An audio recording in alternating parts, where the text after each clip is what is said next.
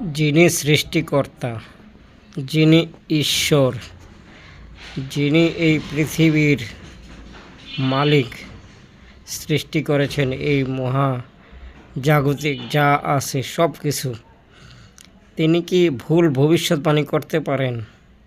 এটা একটা অবিশ্বাস্য ব্যাপার না?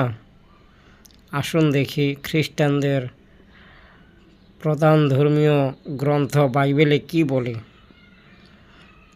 জিহোয়াকিমের উত্তরপুরুষ কেউ সিংহাসনে বসতে পারবে না। এটা মূল কথা হচ্ছে জিহোয়াকিম ঈশ্বরের অনেক অবাধ্য হয়েছে, অনেক কথার বিরোধিতা করছে, মানে ঈশ্বরের মন মতন কাজ করে নাই, ঠিক আছে। এই জন্য ঈশ্বর তাকে অভিশাপ দিয়ে বলছে যে তোমার উত্তরপুরুষ কেউ সিংহাসনে বসতে পারবে না, মানে সে হচ্ছে অভিশপ্ত।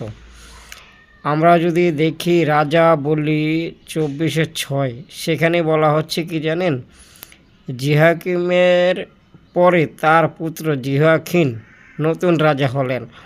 মানে ঈশ্বর ভবিষ্যৎবাণী করছে তার বংশের কেউ রাজা হইতে পারবে না, অথচ দেখা যাচ্ছে পরক্ষণে তার নিজের সন্তানই রাজা হলেন। আচ্ছা, ঈশ্বর কি এমন ভুল ভবিষ্যৎবাণী করতে পারেন? এটা একটা হাস্যকর না, অবিশ্বাস্য না? বাইবেল কি আসলে কি ঈশ্বরের বাণী, নাকি এখানে মানুষেরও কিছু লেখা আছে?